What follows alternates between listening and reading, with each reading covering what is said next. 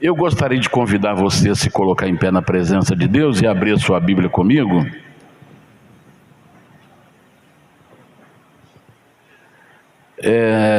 Na carta de Paulo aos Tessalonicenses, primeira carta de Paulo, a igreja de Tessalônica, aos Tessalonicenses, capítulo 4, 16 e 17.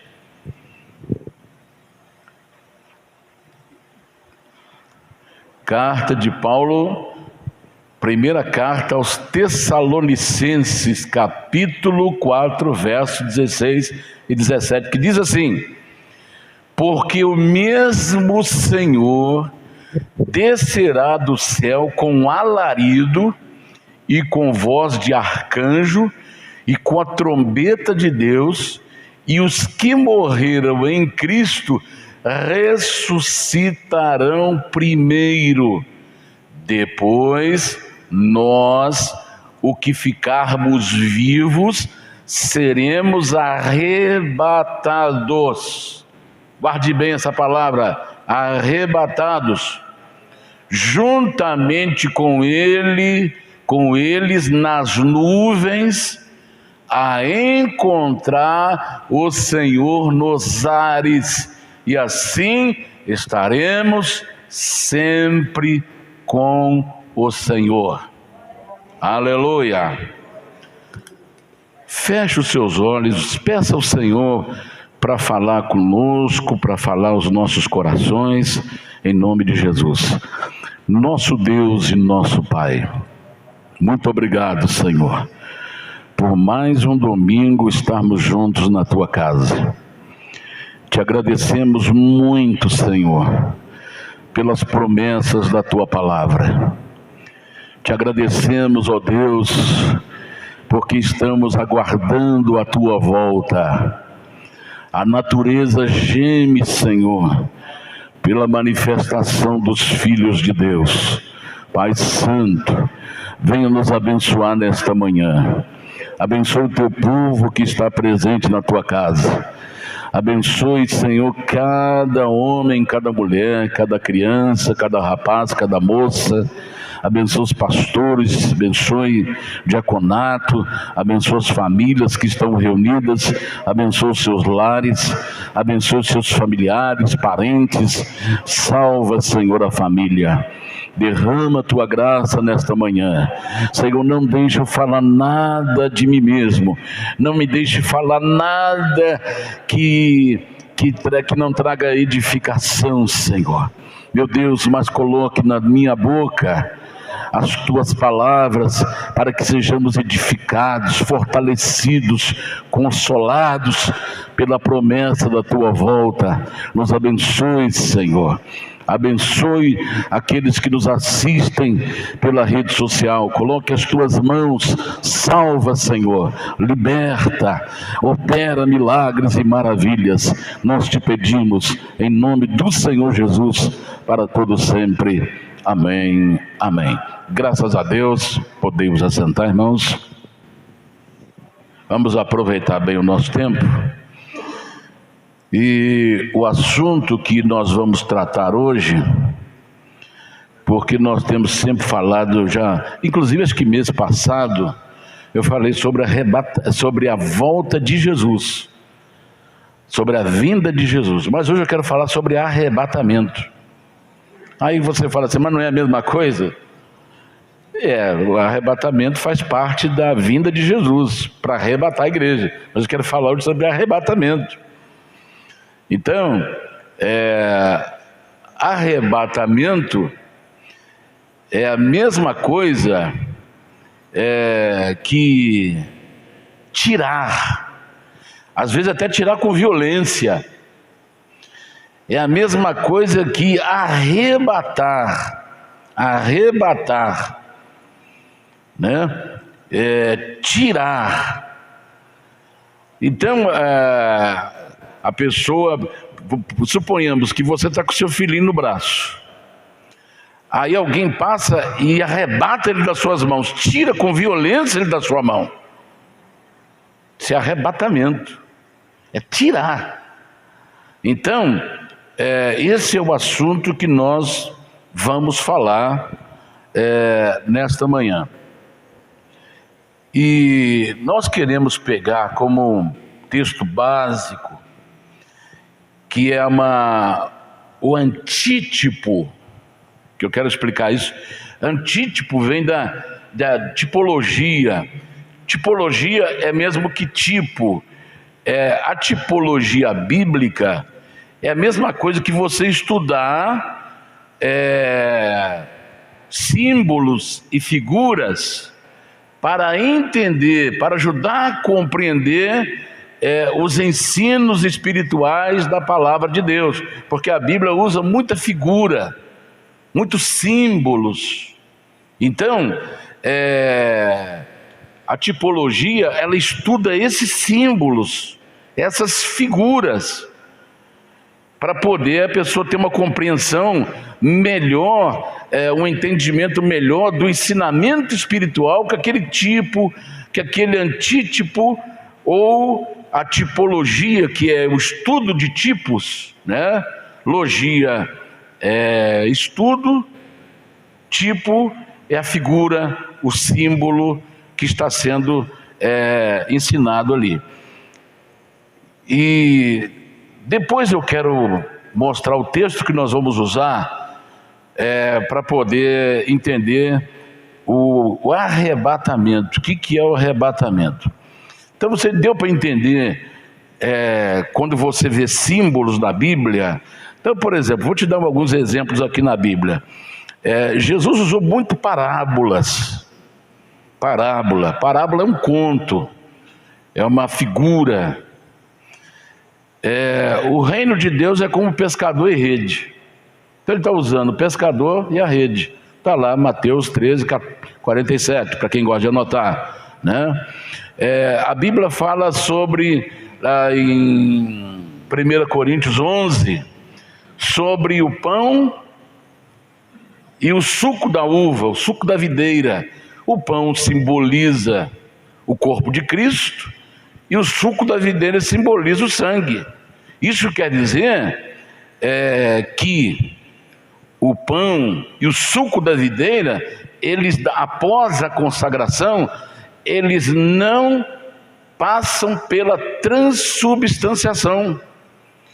O que é a transubstanciação? É a transformação do pão no verdadeiro corpo, do suco no verdadeiro sangue. Não, eles continuam símbolo, não vira corpo e não vira sangue. Porque senão nós seríamos canibalismo, ou canibais. Canibais é que devora o seu próprio semelhante, o da sua própria raça, né? Quando o leão devora um outro leão, isso é canibalismo, né? Quando uma espécie devora o da sua própria espécie. Tem alguns humanos que são canibais, alguns índios não civilizados, tem até civilizados canibais. Há pouco tempo agora foi um casal preso, que eles mataram uma pessoa, cortaram a carne, moeram a carne e fizeram recheio para empada, ou coxinha, não sei. Eles comeram parte da carne, então tem muitos canibais escondidos por aí. O ser humano, infelizmente, ele está descendo a um nível tão fundo no poço, que ele está virando bicho, virando monstro. Então, o símbolo do pão, ele continua símbolo, ele não vira corpo, não. O suco da videira continua símbolo, não vira sangue, não. Então é apenas o símbolo, figuras. Então Jesus usou a figura do pescador, da rede, para falar sobre o reino. A Bíblia fala sobre o pão e o suco, que são símbolos do corpo e do sangue. Jesus usou a parábola lá em Mateus 13, 24 ao 30, sobre o joio e o trigo. O joio representa os filhos do Satanás, os filhos do demônio, e o trigo, os filhos de Deus. São figuras, são símbolos. Jesus usou a parábola do semeador, capítulo 13, verso 3 de Mateus, para poder ensinar que a semente é a palavra, o campo é o mundo. Então, a simbologia é exatamente para poder entendermos os ensinamentos bíblicos, os ensinamentos espirituais da palavra de Deus. Amém, irmãos? Deu para compreender? Então, muito bem. Então, agora eu quero que você abra a sua Bíblia em 1 Reis, aliás, segundo livro de Reis, segundo livro de Reis, lá no Velho Testamento. É aqui que nós vamos aprender sobre arrebatamento. Nós vamos ver as lições que nós temos aqui nesse texto sobre arrebatamento. Muito bem. Então nós entendemos que arrebatamento é tirar, é arrebatar, é tirar com violência, né? Isso é o significado de arrebatamento. E esse texto, capítulo, deixa eu dar aqui o capítulo para você aqui, capítulo 2, pode deixar aberto aí no capítulo 2, de 2 Reis, capítulo 2, pode deixar sua Bíblia aberta aí, porque aí nós vamos esmiuçar o entendimento sobre arrebatamento. Como o arrebatamento acontece, o que vai acontecer e como seremos arrebatados, como seremos e o que vai acontecer após o arrebatamento. Muito bem. O arrebatamento de Elias, a Bíblia fala que 2 homens não passaram pela morte. Não passaram pela morte. O primeiro foi Enoque. Enoque andou com Deus e Deus para si o tomou. E Elias. Foram os únicos homens na Bíblia que não passaram pela morte. Foram embora, corpo, alma e espírito. Então, nós vamos aprender no texto de capítulo 2 de 2 Reis a respeito do arrebatamento. E o arrebatamento de Elias é o tipo do arrebatamento da igreja. Tipo do arrebatamento da igreja. É a figura do arrebatamento. Então, como Elias foi arrebatado, assim será o arrebatamento da igreja. Então nós vamos aprender sobre isso aí. Elias apareceu com o seu ministério profético 910 anos antes de Cristo. 910 anos antes de Cristo. Nós estamos em 2020 para 2022, 2021 para 2022. Então tem exatamente aí 3.010 anos, 12 anos que Elias apareceu. Há 3.000 anos atrás. Há 3 anos e meio, 3.000 anos atrás, Elias apareceu profetizando. Agora, qual foi a época, a condição do tempo que Elias começou a profetizar? Exatamente numa mudança de reinado. Ele começou a profetizar na mudança de um reinado. No reino de Acabe e Jezabel. Acabe e Jezabel. Foi ali que ele começou o seu ministério profético. no início do reinado de Acabe e Jezabel. Então aqui já cabe uma grande lição. Acabe era um israelita, um hebreu, e ele foi exatamente se casar com uma mulher sidônia.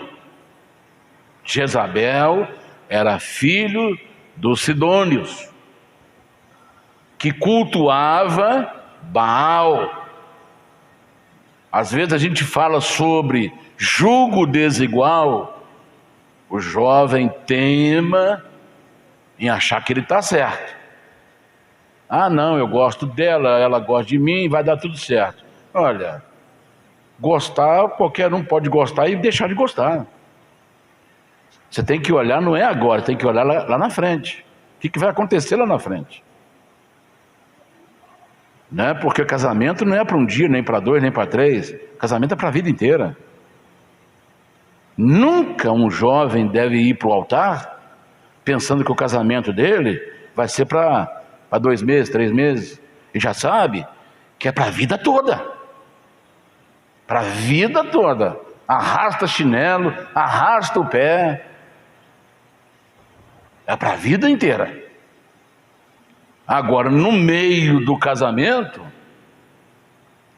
se alguém quebrar a aliança, aí é diferente. Como é que alguém quebra a aliança? Quando há traição, quebrou a aliança. Quando há agressão física, moral, agressão física, agressão moral, agressão verbal, é quebra de aliança. Deu para entender, irmãos? Então nós temos que... Aí, o Acabe, ele fez a maior besteira da vida dele. Porque... Você já viu aquele ditado? Onde vai a corda, vai a caçamba? Hein? Quem já ouviu aquele ditado? Quando você casa, você não está casando só com a pessoa, não. Você está casando com tudo que ela tem. Ela vai trazer a mala, a cuia, vai trazer tudo junto. Então, você tem que saber disso aí. Por isso que, infelizmente, tem muita gente iludida com a vida. Diz o ditado, antes só do que mal acompanhado. Mas esse só tem que ser só para Deus. Porque não adianta eu querer ser só, mas eu viver uma vida do meu jeito, da minha maneira. Não. Antes só do que mal acompanhado, esse só é com Deus. A não ser que a pessoa não quer céu. É diferente. Eu não quero céu, então você vai viver do jeito que você quer. Mas se você quer céu, então você tem que viver como Deus quer. Está entendendo, irmãos? Então, a gente vê muito por aí mulheres sendo espancadas, torturadas, moralmente, fisicamente, psicologicamente, verbalmente, moralmente. E ela fala assim, eu tenho que ficar... Não, ele já quebrou a aliança. Agora cabe sentar, conversar, pôr os pingos nos is, acertar, pedir perdão, consertar mesmo. Não é consertar de boca e depois fazer a mesma coisa, não. Não adianta. Tem que consertar para valer mesmo. Se quiser, seguir em frente. Agora, se não quiser, cada um vai para o seu lado, mas fique com o Senhor, porque se procurar chifre na cabeça de cavalo, vai encontrar. Vai encontrar. Quantas e quantas mulheres. Eu estava vendo uma reportagem de São Paulo, uma mulher acabou de se separar do marido com 2 crianças, e aí as crianças, ela ia trabalhar para sustentar os filhos, e as crianças tinham que ir para a escola sozinhas. E as crianças, coitadinhas, tinham que fazer as coisas, ela tinha que trabalhar para sustentar, porque o marido largou ela e foi embora. Então, aí apareceu como é que a gente pode falar aqui? Um trem na vida dela. Um trem na vida dela. Eu não encontro nem palavras aqui para poder falar o que apareceu na vida dela. Aí vai, o cara tem uma lábia, ela tinha a casinha dela, o cara tinha uma lábia, convenceu ela, e sem conhecer o cara, ela pôs dentro de casa, com as 2 crianças. Aí ela foi trabalhar. Aí descobriu que o cara era ex-presidiário,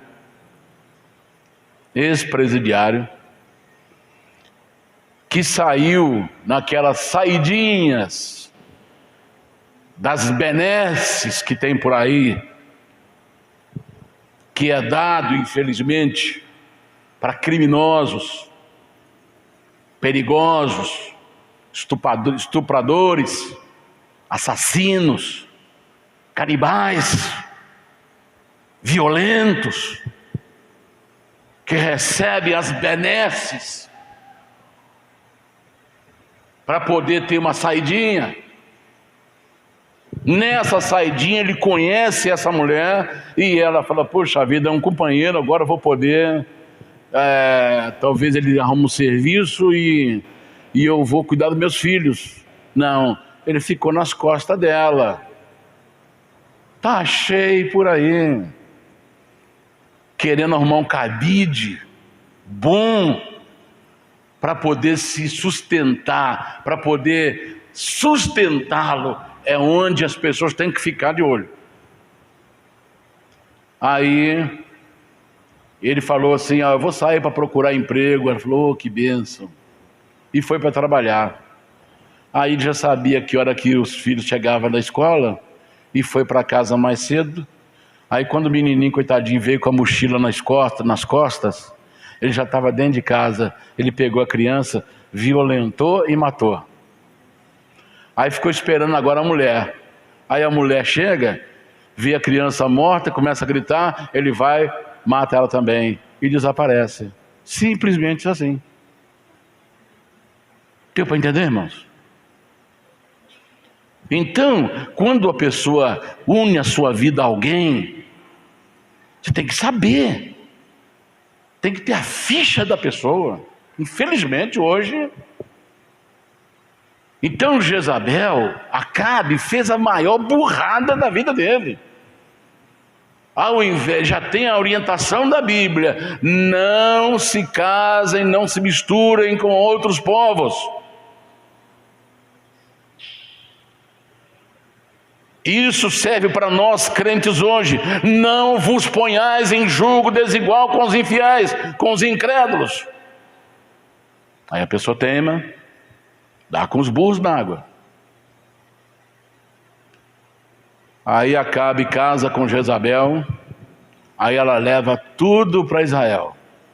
Aí levou seus deuses de Baal, a Será, que é a esposa de Antibaal. Levou toda a sua mochila para lá. Levou a sua fé na sua bagagem. E Israel acredita num Deus único, num Deus uno. E ela acredita num Deus pagão, num Deus criado, feito pelas mãos humanas. E mandou fazer um bosque para poder fazer um lugar de adoração para Baal. Mandou fazer uma imagem, um poste ídolo para ser adorado. E aí ela começa a exigir que todo judeu se dobre diante de Baal. E aí deu uma ordem: quem não o fizesse seriam mortos. Seriam mortos. E aí começou a matança. ela começou, pelos os estudiosos da Bíblia, chama Acabe e Jezabel como o casal mais assassino e cruel de toda a história bíblica. Ela mandou matar todo mundo que desrespeitasse o Deus dela. E aí começou, quem era profeta se esconderam, mas Elias deu a cara.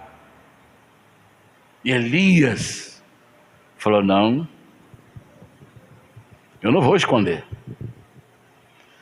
Aí ela mandou destruir todos os altares de Deus. Todos os altares foram destruídos, os altares de Deus. Aí começou então uma grande perseguição religiosa. Começou a grande perseguição. E foi dentro dessa perseguição que Elias estava profetizando. Aí começou a matança. Começou a matança. 1 Reis capítulo 19. É só virar uma página da sua Bíblia aí. Você vai ver aí. Capítulo 19. Aliás, virar algumas páginas da sua Bíblia. Capítulo 19, verso 10. E ele disse: tenho sido muito zeloso pelo Senhor, Deus dos exércitos, porque os filhos de Israel deixaram o teu concerto, derribaram os teus altares e mataram os teus profetas à espada, e eu fiquei só e buscam a minha vida para me tirarem. Então, as próprias pessoas foram convencidas a entregar os seus irmãos. Onde tinha um homem de Deus, tem meu irmão ali, para ficar bem com Jezabel, para ficar bem com Acabe. Eles começaram a entregar os seus irmãos. Aí Elias reclama aqui: Senhor, olha, teu povo quebrou o teu concerto. Por quê? Com medo de Jezabel, com medo de Acabe. Quebraram, destruíram os altares de Deus, construíram os altares para Baal, e agora eles estão querendo tirar a minha vida. Agora eles estão me perseguindo. Então não havia perseguição só de Jezabel e de Acabe, mas também os próprios compatriotas começaram a entregar. Aí Deus preservou 7.000 que ficaram escondidos para não serem mortos.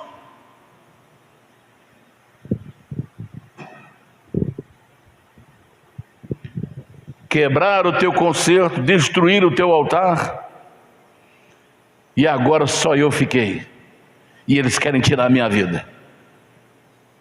Então, perseguição religiosa. Preste bem atenção nisso. Perseguição religiosa.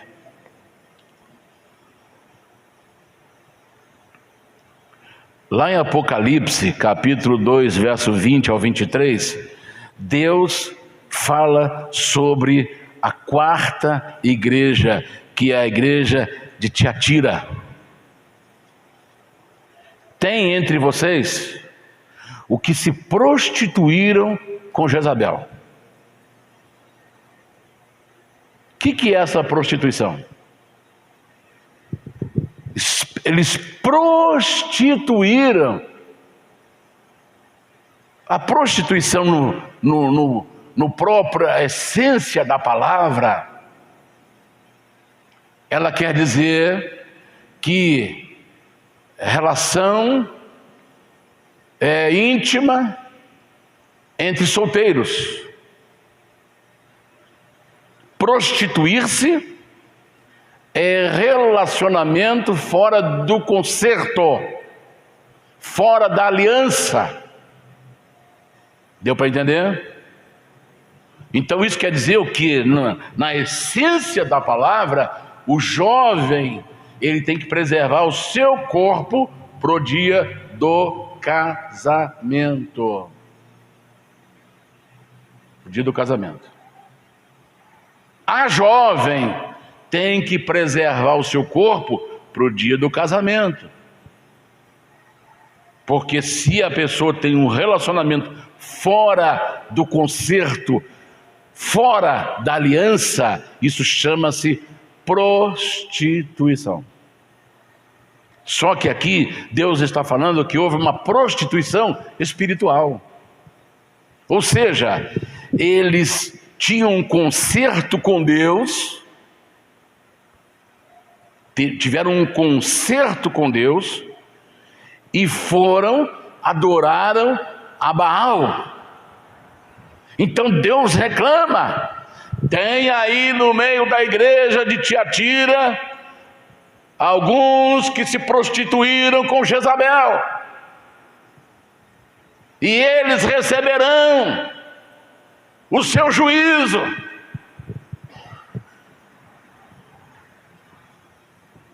Apocalipse capítulo 2, do 20 ao 23, está ali, né? E darei a cada um segundo as suas obras, aquela parte final ali, né? A parte final do versículo, olha lá. E darei a cada um, ainda não acostumei com essa, mas nós vamos chegar lá. Então está ali. Então Deus mostra a carta, na carta a quarta carta à igreja de Tiatira.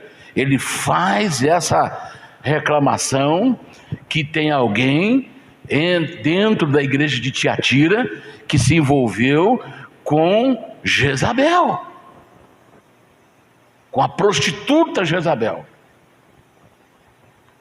Jezabel era tão ruim que houve uma profecia contra ela. Falou: olha, você vai morrer, os cães comerão a sua carne, mas o seu rosto eles deixarão preservados. E olha, ela caiu, morreu de uma queda, os cães devoraram a carne dela, mas deixou o rosto dela.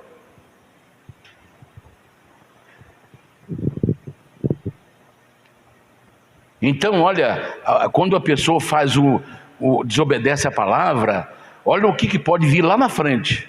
Então, jovens, mais uma vez eu falo para vocês: quer ter sucesso na vida, em todas as áreas, material, espiritual, principalmente espiritual, porque dela vem o nosso futuro, dela provém o nosso futuro, é ela que decide o nosso futuro, se é céu ou inferno. Então observe o que a palavra de Deus ensina: não se ponha em julgo desigual com os infiéis, porque Acabe fez isso e acabou. Acabe acabou com a sua vida, Acabe acabou com Israel. Então eu quero só falar uma coisinha aqui para uma reflexão. Será que o tempo que nós estamos vivendo hoje não são os mesmos eventos espirituais que viveu Elias? O tempo que nós estamos vivendo hoje, século 21, começo do século 21, será que nós não estamos vivendo os mesmos eventos hoje, os mesmos eventos espirituais que viveu Elias no seu tempo? Então vamos lá, olha aqui: os altares de Deus estão sendo destruídos. Será que os altares de Deus hoje estão sendo destruídos? Hoje não tem altar de pedra não, hoje o altar sou eu, o altar é você. É onde Deus manifesta, é na nossa vida. Nós somos o altar de Deus. Apresentai-vos a Deus em sacrifício, como sacrifício vivo. Onde é colocado o sacrifício? No altar. Então quando eu apresento a Deus, eu estou apresentando o meu altar, a minha vida sendo colocada no altar como sacrifício vivo, santo e agradável a Deus, que é o que? O vosso culto racional. Será que não tem um monte de altares aí sendo quebrados?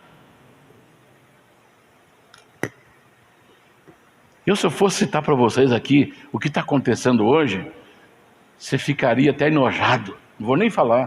Se você quiser, entra na internet e vê lá para você ver. Você fica enojado. Você fala: não acredito. Acredita porque está acontecendo. Os altares, a pessoa está lá servindo a Deus, cantando na igreja, de repente tem uma proposta melhor para ele, melhor em termos materiais. Satanás disse para Jesus assim: olha, tudo isso eu te darei. O que é que tudo isso eu te darei? Todas os reinos do mundo, todas as glórias humanas eu te darei, se você prostrado me adorar. E tem muita gente recebendo essa proposta de Satanás e abandonando o altar de Deus e quebrando o seu altar. E quando isso acontece, aí a coisa lá na frente, olha lá, darei a cada um de vós, para cada um de vós, darei a cada um de vós, conforme ou segundo as suas obras, porque se prostituíram com Jezabel. Então nós estamos vendo hoje muita gente destruindo o seu altar. Isso é para meditar, isso é para refletir. Será que hoje os altares de Deus não estão sendo destruídos? Será que hoje o povo de Deus não está se prostituindo com as obras de Satanás dentro da igreja? Lá na cidade de Corinto tinha um templo dedicado a eram dois templos, um dedicado a Diana e o outro a Afrodite. E sabe qual era a maneira de adorar essa deusa? Se prostituindo dentro do templo. As pessoas se prostituíam no sentido verdadeiro da palavra. Se prostituíam. A forma de adorar a deusa Diana e a deusa Afrodite, uma era a deusa do vinho, que era a Diana, e a Afrodite, deusa do amor. Então a maneira que eles tinham de adorar essas deusas eram embriagando e entregando seus corpos à prostituição, na cidade de Corinto. Então será que hoje não está havendo uma prostituição da igreja com Satanás? Quando nós colocamos sensualidade dentro da igreja, quando nós fazemos coisas absurdas, que nem se nomeia entre ímpios, estão acontecendo nas igrejas. Para reflexão, será que não está havendo perseguição contra os verdadeiros profetas de Deus hoje? Será que quem fala a verdade não está sendo deixado de lado? As pessoas não estão se afastando dele? Ou está perseguindo-o porque ele prega a Bíblia, porque ele fala a verdade, e tem aí 7.000 escondidos por aí, talvez servos de Deus autênticos, servos de Deus fiéis, mas estão com medo, então estão no cantinho lá escondido para poder não ser perseguido também? E apenas um grupo está colocando o rosto para bater, porque estão falando realmente o que Deus mandou falar, sem medo, com coragem, com fé, com esperança. Nós podemos aí, tem um pastor Linhares, ele tem uma escola em Belo Horizonte, só porque uma professora falou lá, menino nasce menino, menina nasce menina. Ele foi chamado para poder depor na justiça, por causa disso aí. Porque falou o que é óbvio.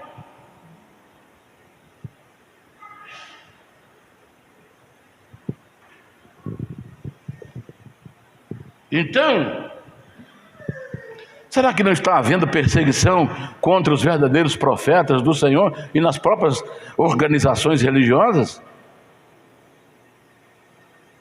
Porque muitos líderes se acham donos do rebanho, se acham donos da igreja. Então muitos pastores sérios são obrigados a falar bem de um elemento nocivo, imundo, para poder se dar bem, não perder a sua credencial, não perder o seu status de pastor, se é que existe status para pastor. Mas na vida de muita gente, ser pastor é status. Agora eu já entendo que pastor é servo e ele é o mais sofredor que tem, porque ele renuncia a sua vida. Ele tem que renunciar a sua vida. Ao invés de passear, ele tem que ir para o jejum e a oração. E às vezes ele no meio da noite ele é acordado e ele vai para o joelho. Às vezes dorme ajoelhado. Às vezes ele geme. Então não pode ser status quem está gemendo, quem está chorando, quem está pagando o preço. Não pode ser status, mas muitos acham que é status. Então tem muitos servos do Senhor que estão escondidinhos por aí, verdadeiros homens de Deus, mas se mostrar que estão falando a verdade, a própria perseguição vem da própria denominação. A denominação o dispensa, porque aqui nós queremos que você não pregue Bíblia. Aqui nós queremos show, porque se falar a verdade, ele é jogado para fora. Toma-lhe essa credencial. E como muitos não querem perder o título de pastor, nem a sua credencial, então ele tem que falar bem. Está chegando uma época aí, ano que vem, de muitos ter que sair dos seus recintos e começar a falar bem de corruptos para poder entrar lá como deputado federal, estadual, governador e vice-versa. E vai por aí afora. Aí tem que falar bom. Sabe que o cara não vale nada, sabe que o cara é corrupto, mas tem que falar bem dele, porque senão toma a credencial dele. Aí tem uns que vão falar, até engole as palavras. Mas esse aqui é muito bom. E aí depois vai acertar as contas com o Senhor. Amou mais a credencial, mais o título do que a sua salvação. Vamos pagar o preço. Amou mais o título do que a pregação, do que a verdade. Então preferiram mentir, preferiram aceitar, compactuar com a mentira, com o erro, com a corrupção, para poder manter a sua credencial. Então, será que o mesmo espírito, se para só reflexão, o mesmo espírito de Jezabel e de Acabe não estão nas igrejas? Para calar os verdadeiros servos de Deus e fazer com os outros 7.000 concordem com os erros para não perder seus postos? Isso é para reflexão, só para reflexão. Então já vamos agora vamos às lições do texto de Elias sobre arrebatamento. Primeira coisa, preste bem atenção nisso agora. Elias sabia que iria ser arrebatado. A igreja, vou dar o texto para você. 2 Reis 2:9. Está aí. Sucedeu, pois, que havendo eles passado, Elias disse a Eliseu: pede-me o que queres que te faça antes que seja tomado de ti. Arrebatado é ser tomado também. É outro termo, outro verbo. Antes que seja tomado de ti. E disse Eliseu: peço-te que haja porção dobrada do teu espírito sobre mim. Então, Elias sabia que seria arrebatado. Então a igreja sabe que será arrebatada. Amém, irmãos? Amém? Você sabe que será arrebatado. Eu sei que serei arrebatado. Então, a primeira lição que nós aprendemos aqui é: Elias sabia que seria arrebatado. Apocalipse 22, 17 ao 20, lá está escrito: quem tem sede, venha. E lá no finalzinho, que eu não vou ler tudo por causa do tempo, lá no finalzinho do último versículo está lá: ora vem, Senhor Jesus. Acho que tem até a palavra maranata, não tem? Certamente cedo vem. Ora vem, Senhor Jesus. Aí. A igreja sabe, e Apocalipse confirma que a igreja sabe que será arrebatada. Então quem é a igreja? Quem é a igreja? É parede? Não, a igreja sou eu, a igreja é você, a igreja somos nós. Então a igreja sabe que será arrebatado. Essa dúvida você não pode carregar, essa dúvida você não pode ter. Você sabe que será arrebatado, independentemente do que você está sentindo.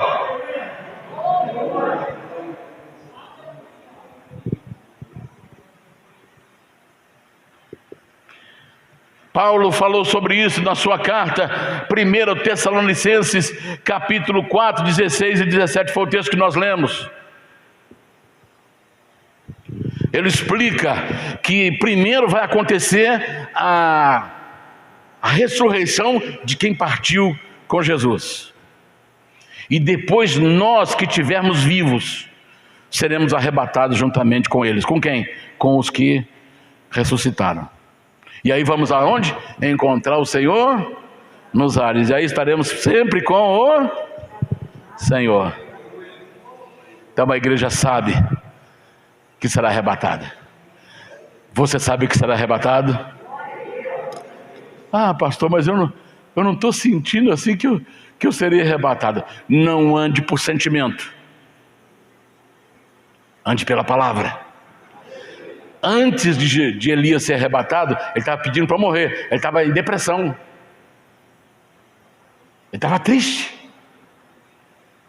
Está dando para entender? Então nós não podemos andar por sentimento. Temos que andar pela palavra. Independente do que você está sentindo, o Senhor te arrebatar. O Senhor falou, independente que o Daniel sinta, ele me falou que vai me arrebatar. Então, independente do que eu sinta, eu serei arrebatado. Independente do que você sente, você será arrebatado. Aleluia, aleluia, aleluia. Aleluia. Aleluia.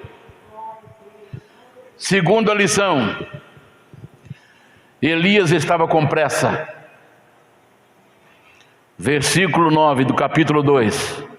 Acho que até lemos aí.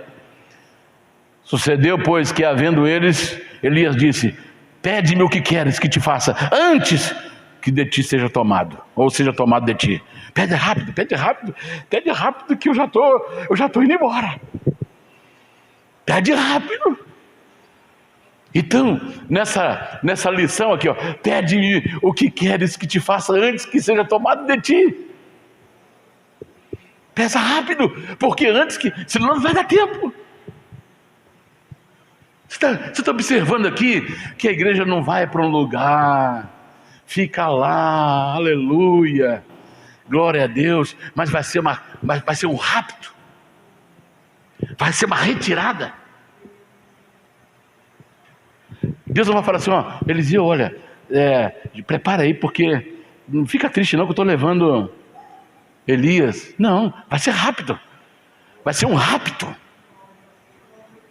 A igreja tem pressa também. Nós ansiamos para ir embora daqui. Se você estiver gostando daqui, faz um exame dentro de você. Se você está satisfeito com esse mundo, Senhor, que coisa maravilhosa, meu Deus, que mundo maravilhoso. Então, faz uma reflexão sobre a sua vida. Porque a igreja verdadeira está com pressa. A igreja do Senhor está com pressa. A igreja do Senhor está com pressa de ir embora por daqui.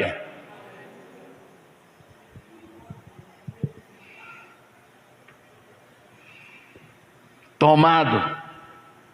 tirado, apoderado. São também as palavras sobre arrebatamento, são sinônimos de arrebatamento. Tomado, essa aqui, Elias usou aqui, antes que seja tomado de ti. Tomado quer dizer tirado, capturado, apoderado. Então eu tenho pressa que o Senhor se apodere de mim. Eu peço todos os dias: Senhor, me prepare para ser tirado, prepare os meus, prepare a igreja, prepare os pastores, prepare os familiares dos membros da igreja. Nós estamos lá clamando dia e noite, todos os dias, todas as horas, lá no monte, lá em jejum e oração, clamando: Senhor, prepara-nos para ir embora, prepara meus filhos, prepara meus genros e nora, prepara os meus netos, prepara o povo da igreja, prepara os pastores sinceros, prepara a tua igreja, prepara o teu povo espalhado por essa terra. Nós temos pressa, nós estamos com pressa de ir embora daqui.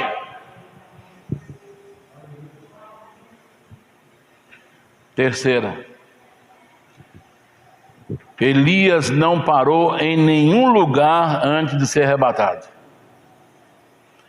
Ele começou a sua saída em Gilgal, de lá foi para Betel, de Betel para Jericó e de Jericó para Jordão. Agora aqui ele faz uma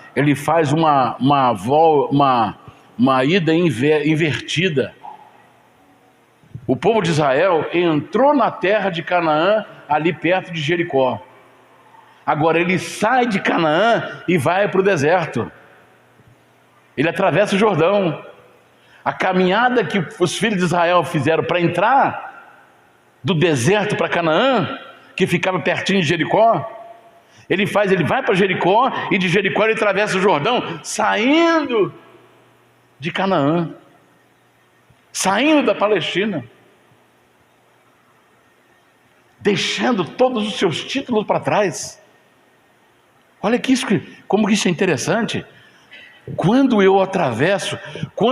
o povo de Israel atravessou o Jordão, já estou na terra, não tem retorno mais. O Egito está longe, não volto mais para o Egito. Agora é Canaã. Agora Elias faz o contrário, ele sai de Canaã e entra para o deserto atravessando o Jordão. Fez o caminho contrário. Por quê? Deixando os títulos dele para trás. Porque tem gente tão agarrado a título, tão agarrado às coisas terrenas, que ele vai ser difícil desagarrar daqui. Olha que coisa interessante.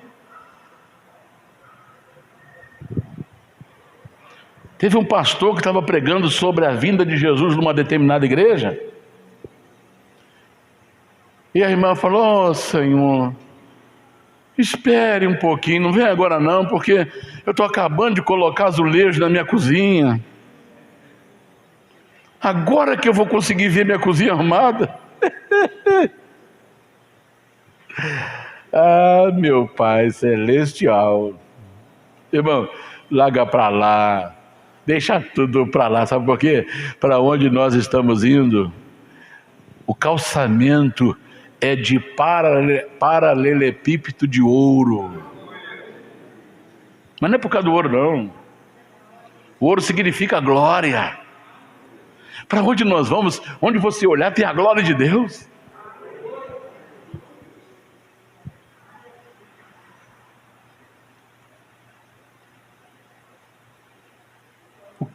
O que nós fizemos aqui de mais belo e mais bonito não chega a 1/1000 de uma pedrinha que Deus tem lá para a gente poder tocar, para a gente poder apreciar, para a gente poder olhar. Então quando Elias vira as costas, que atravessa o Jordão, ele deixa todo o seu título para trás. Ele deixa tudo para trás para poder ficar com o Senhor para sempre. Amém? Ah, Senhor, como é que vai ser aquele prédio lá que eu fiz? Que prédio? Quem quiser ficar, pode ficar para ele aqui, isso aqui. Quem quiser ficar, levanta a mão que a gente vai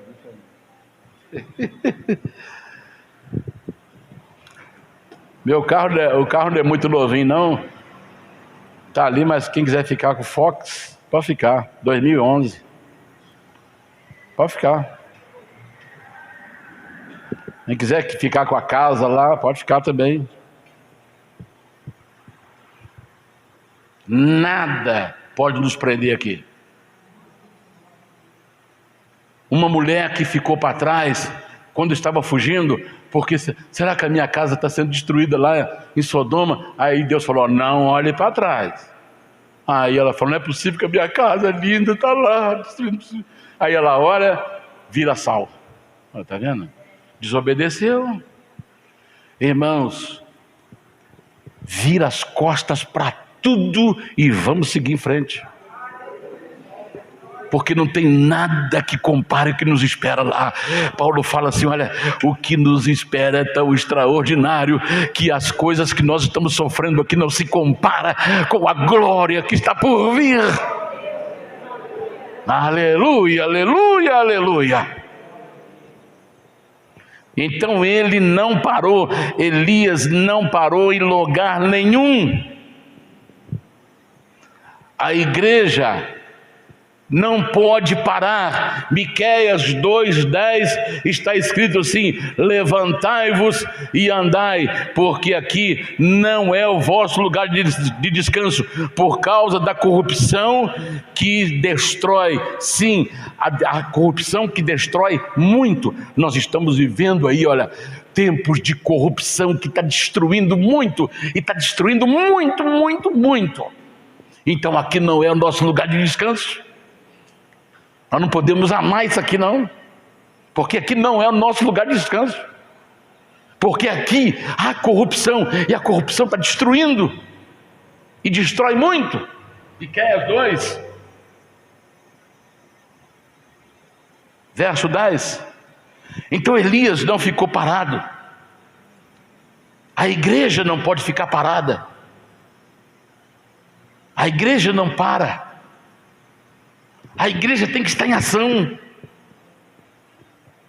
Nós não vamos arrumar um lugar, acampamento, como fez Jim Jones.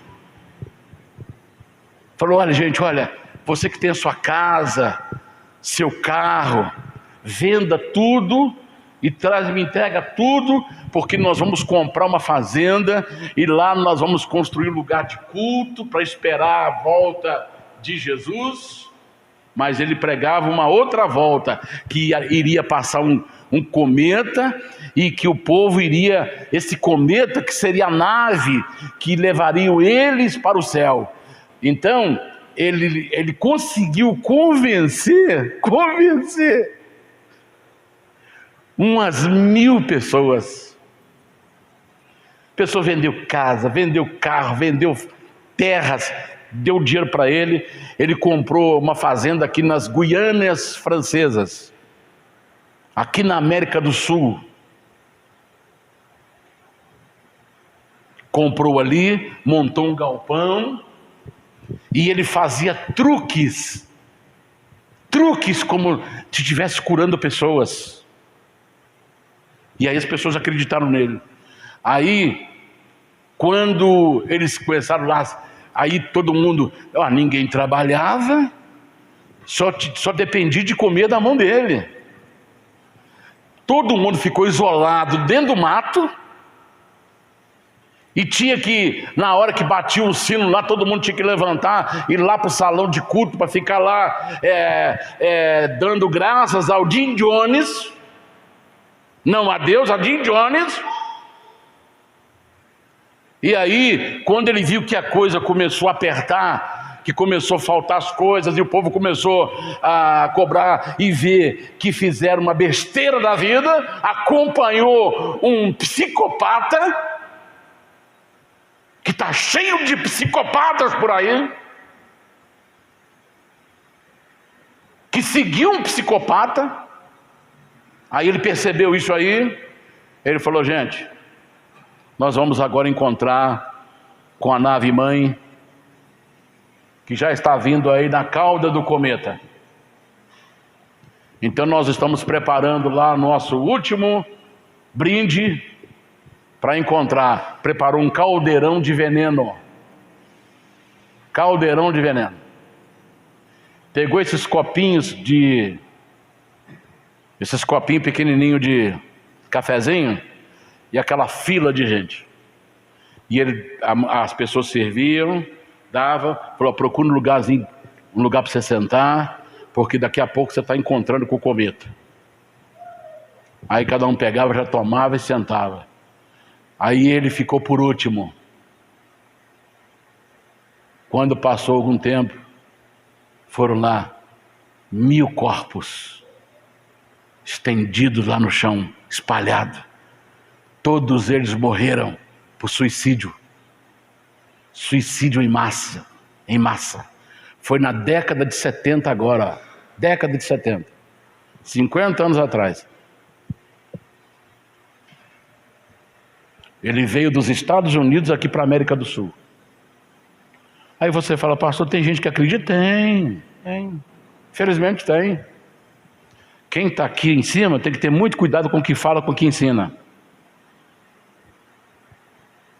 Porque ele pode salvar, ele pode destruir com a sua fala. Por isso que ele subir aqui e fala: Senhor, tem misericórdia de mim. Não deixa eu falar bobagem ou não.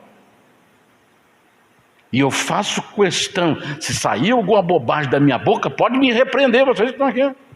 Eu aceito a repreensão. Se eu estiver errado. Eu não sou dono da verdade, não. Nem quero ser. O dono da verdade chama-se Jesus. Eu sou o caminho, a verdade e a vida. Eu tenho que seguir o que ele está ensinando. Isso pode custar qualquer coisa na minha vida. Então a igreja, ela não vai se esconder no meio de uma mata e ficar lá: vem Jesus, vem. Não. Ela vai estar em atividade. Ela vai estar andando. Levante, ande, porque aqui não é o lugar de descanso. Quarto, Elias realizou milagre até o final do seu ministério. Capítulo 2, verso 8. Então Elias tomou sua capa e a dobrou e feriu as águas, as quais se dividiram para as duas bandas e passaram ambos em seco. Então, no último momento da vida dele, Deus usou ele para fazer milagre. Então, a igreja, ela vai continuar sendo instrumento de Deus para salvação, levar a palavra, levar cura, levar libertação, levar vida, levar reconstrução, levar milagres. Até o último dia, até o último momento da sua estada na terra, ela vai estar. Por quê? Porque o nosso Deus é Deus grande. Nós temos um Deus grande. E sabe qual foi o pedido de Elias? De Eliseu? Eu quero porção dobrada do teu Espírito. Então Deus, que é grande, Ele está dando porção dobrada para a sua igreja. Porque está escrito que Deus não dá o Espírito Santo com limite. João 3,34. Deus não dá o Espírito Santo por medida. Se você pede uma medida, Deus multiplica. Aleluia! Deus está enchendo a sua igreja. Deus está enchendo a sua igreja com o dobro. Deus está dobrando a unção sobre a sua igreja. Aleluia. Joel 2:29 e Atos 2:15.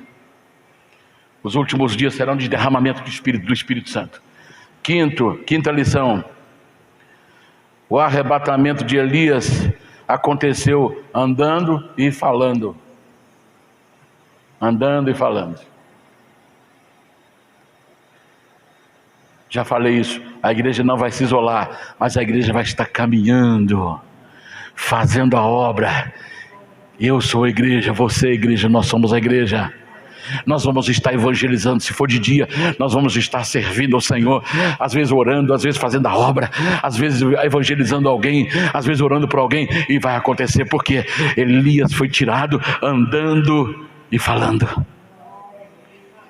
Ele não falou assim, ó, Senhor, agora estou esperando o Senhor. Cruzou os braços e ficou esperando. Igual fez Jonas. Deus falou assim, ó, vai lá e prega contra Nínive, porque dentro de 40 dias eu vou destruir a cidade. Aí depois que ele pregou, ele ficou lá sentado esperando. Quem senta e espera, fica decepcionado. Ele ficou lá sentado debaixo de uma árvore lá, sentado. Falou, Senhor, cadê o fogo aí para matar essa gente aí? Aí Deus falou, vou dar uma lição em Jonas. O sol estava quente, ele estava à sombra de uma boboreira ou uma momoreira, não me fala a memória. Aí Deus mandou um bichinho. Bichinho foi lá na raiz e comeu tudo. Na mesma hora as folhas murchou, secou, o sol começou a castigar a cabeça dele. Falou, Senhor, puxa vida, por que o Senhor matou essa planta que estava me dando uma sombra? Falou, Jonas, se você teve pena da boboreira, que é uma planta, não teria eu pena de 120 mil pessoas que não sabem discernir entre mão direita e mão esquerda? Aí ele aprendeu a lição. Por quê? Porque ele assentou e ficou esperando. Então a igreja não pode se assentar e ficar esperando. Ela tem que estar em atividade, porque a retirada não será a igreja acomodada, não será a igreja descansando, mas a igreja ativa. Pode vir à noite, nós estamos dormindo, logicamente vai pegar a gente dormindo. Mas o arrebatamento será em atividade. Amém? O ide que Jesus ensinou lá em Marcos 16:15, ide por todo mundo, significa andar e caminhar. Essa é a ação para fazer discípulo para o reino de Deus. Então a igreja vai procurar fazer discípulo até o último dia, até as últimas horas que ela tiver na terra. Sexto, Elias foi separado de Eliseu. Preste bem atenção nisso agora. Elias foi separado de Eliseu, mas Eliseu não queria deixar ele separar. Elias falou assim, fica aqui em Gilgal, que Deus me mandou lá em Betel. Ele falou, não, vive o Senhor, vive a tua alma, que eu não te deixarei. Então vem. Aí chegou lá em Betel, ele falou assim, olha, fique aqui, que Deus me mandou lá em Jericó. Não, vive o Senhor, que vive a tua alma, que eu vou para Jericó também contigo. Fique aqui em Jericó, que Deus me mandou lá em Jordão. Não, vive o Senhor, vive a tua alma, que eu vou para contigo lá para Jordão. Ele não quis se separar de... Olha como é que isso é interessante. Ele não quis se separar do seu amigo, do seu líder espiritual. Mas o que a Bíblia diz aí? Ninguém vai impedir a igreja de ser arrebatada. Jesus falou que as portas do inferno não prevalecerão contra ela. Porque talvez Eliseu tivesse até a mentalidade, não, eu vou contigo. Por quê? Porque ele falou, tem hora que você fala assim, meu Deus, se eu for, se o Senhor me levar, como é que vai ficar essa pessoa? Então não tem jeito de você impedir isso aí não. Ninguém pode impedir a separação. Jesus falou assim, olha, estarão dois num campo trabalhando, um será tirado e o outro será deixado. Estarão dois no moinho, um será tirado e o outro deixado. Estarão dois numa cama, um será tirado e o outro deixado. Vai acontecer a separação. Mesmo que eu queira, que eu não queira que aconteça, e você não queira, vai acontecer. Já estou indo para os finalmente. A separação vai acontecer. Jesus fala da separação no capítulo 25 de Mateus 33, separação de ovelhas e bodes. Bode de um lado, ovelha do outro. Vai haver separação entre joio e trigo. Trigo para o celeiro, joio para ser queimado. Mateus 24, 40 ou 44, estando no campo, um será levado, outro deixado, e vai por aí fora. A separação vai acontecer. É por isso que nós estamos entrando num tempo de nós lutarmos perante o Senhor, como diz Paulo, por essa causa eu me ponho de joelhos. Qual causa? Porque dificilmente o povo judeu, ele se ajoelha.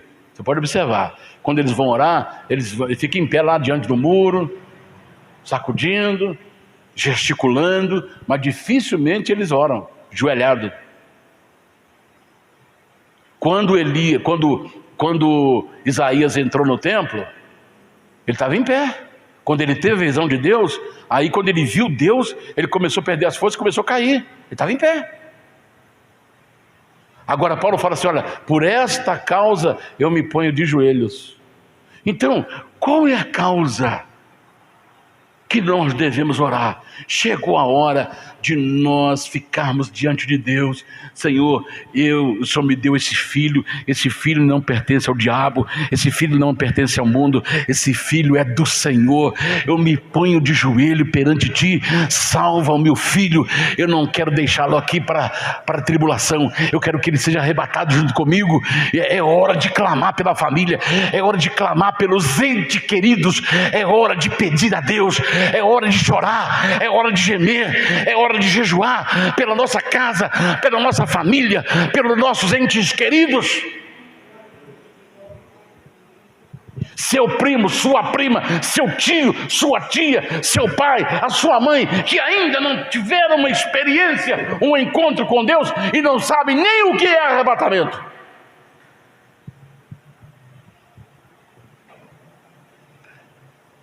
Por último,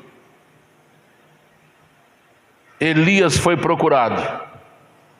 Verso 12. Vamos dar uma olhadinha nesse verso 12 aí. O que vendo Eliseu clamou, meu pai, carro de Israel e seus cavaleiros. E nunca mais o viu tomando as suas vestes, das suas vestes a rasgou em duas partes. Esse gesto de rasgar, porque quando Elias subiu, ele deixa a capa dele cair. Aí ele pega a capa de Elias e dobra, aleluia. Aí ele parte ela em duas. Quando ele parte ela em duas, ele está dizendo assim, agora eu estou sozinho. Agora Elias não está comigo. Mas eu tenho o quê? Não só uma capa, mas eu tenho agora a porção dobrada.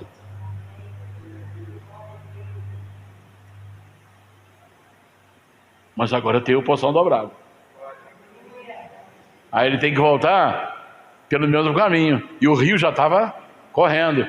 Aí ele pega a capa, dobra as duas, a capa que virou duas, encosta na água e fala assim, onde está o Deus de Elias? Quando ele fala isso, o Jordão abre.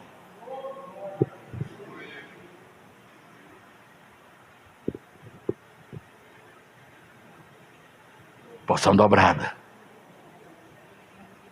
Agora não tenho meu líder. E agora? Aí, preste atenção agora.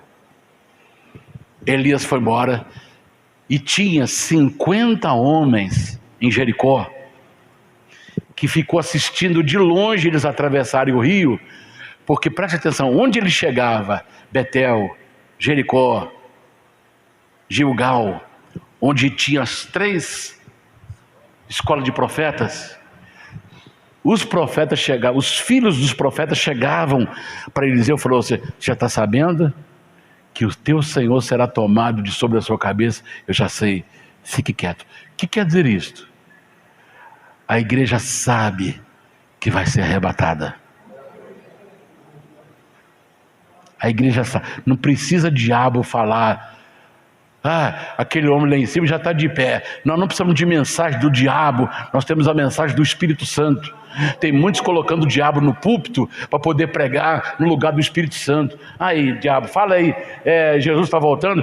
Aquele homem lá já está de pé. Vocês nem podem imaginar aí. Tinha um vídeo que apareceu aí na internet aí, o diabo pregando na igreja. Falou, vocês estão aí, vocês estão descuidados. Esse homem aí de branco está voltando.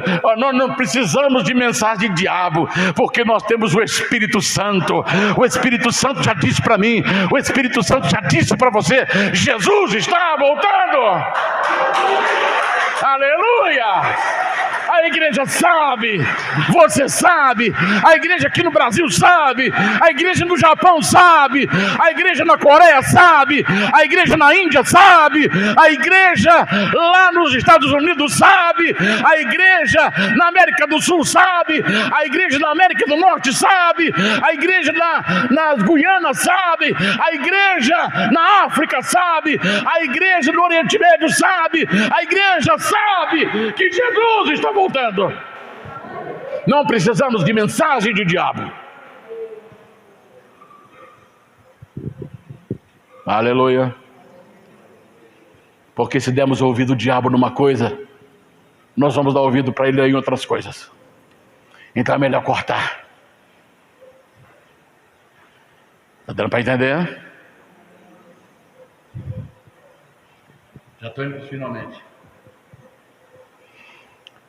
50 homens ficaram vendo de longe o que iria acontecer, do outro lado do Jordão. Quando Eliseu volta, preste atenção nisso agora, vou dar o texto aqui.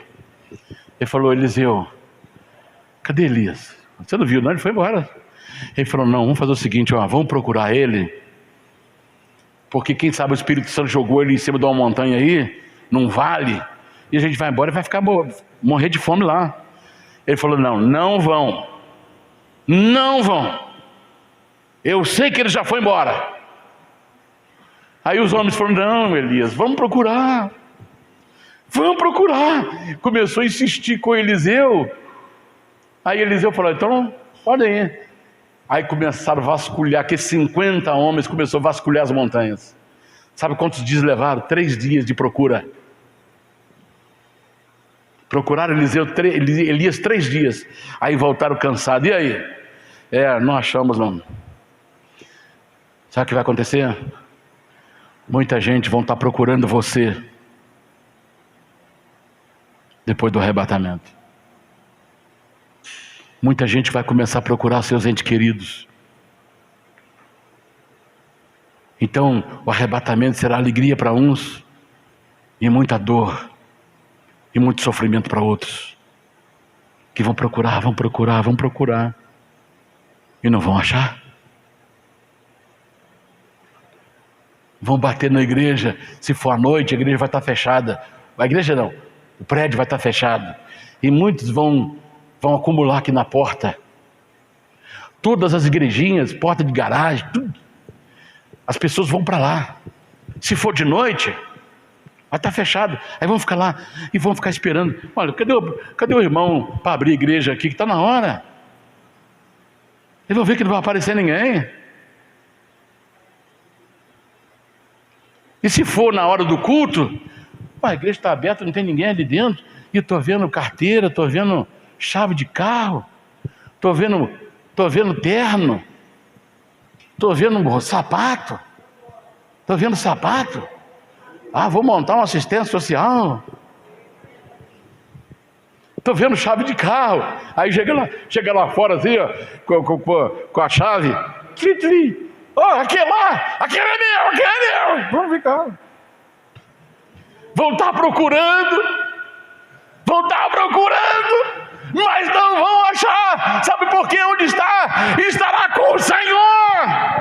Nem Satanás pode tocar mais, o mal não pode tocar mais. O arrebatamento vai trazer alegria, felicidade para muitos, mas muita dor e tristeza para outros. Vão te procurar e não vão te achar. Aleluia. E eu já encerro. Está aí, 12, capítulo 2, verso 12, parte B. Parte B. E 2, 16 ao 18. Aqui, ó. O Espírito Santo do Senhor o lançasse em alguma dos montes e em algum dos vales. Porém ele disse: não envieis, não os envieis. Mas eles apertaram com Eliseu, até se enfastiar, insistiram com ele para deixar eles irem. E disse-lhe: então vai. E enviaram 50 homens, que o buscaram 3 dias, porém não o acharam. Capítulo 2, 16 ao 18, para quem gosta de anotar. Então o arrebatamento será alegria para muitos, e muita dor para muita gente. 1 Tessalonicenses 4, 17, eu já encerro. Depois de nós, os que ficarmos vivos, seremos arrebatados juntamente com ele nas nuvens, a encontrar o Senhor nos ares, e assim estaremos sempre com o Senhor. Quando ele estiver procurando a gente aqui na terra, onde nós vamos estar? Onde Daniel vai estar? Com o Senhor. Onde você vai estar? Você pode falar isso? Você pode falar com você mesmo? Eu estarei com o Senhor. Quando eles me procurarem, eu estarei com o Senhor. Quando eles me procurarem, eu estarei com o Senhor. Quando eles me procurarem, eu estarei com o Senhor. Eu encerro. Fomos destinados a nos encontrar o Senhor nos céus. Quando isso acontecer, a igreja estará revestida da imortalidade e não poderá ser mais encontrada na terra. Então, irmãos, a hora chegou. E logo após o arrebatamento começa a grande tribulação. Então, é hora de preparar. Amém? Eu convido você a se colocar em pé, por favor. Alguém aceita água?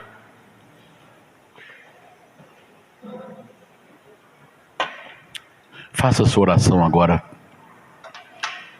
Faça a sua oração em nome de Jesus. É hora de preparação. Chegou a hora da volta do Senhor. Nosso Deus e nosso Pai, nós te pedimos porção dobrada do Espírito Santo. Abra as comportas dos céus e derrame porção dobrada do Espírito Santo sobre a tua igreja. E prepara-nos para o grande momento do arrebatamento. Prepara-nos, Senhor, para o grande momento do arrebatamento. Aleluia, aleluia, aleluia. Nós estamos vivendo, Senhor, a perseguição religiosa já começou. E prepara a tua igreja, prepara os pastores, prepara as crianças, prepara os jovens, prepara os adolescentes, prepara os homens, prepara as mulheres, prepara os casais, prepara as famílias, prepara os pastores, prepare, Senhor, a tua igreja em todos os continentes, porque ela será arrebatada. A igreja já sabe que será arrebatada, os servos de Deus já sabem que serão arrebatados. Em nome de Jesus Cristo, em nome do Senhor Jesus, em nome do Senhor Jesus, a volta de Jesus está próximo. Nós estamos preparando, Senhor, para a tua volta. Encha, Senhor, encha a botija de azeite, encha o teu povo do Espírito Santo, e que nós possamos estar, Senhor, trabalhando, evangelizando até o último momento da nossa estada na terra.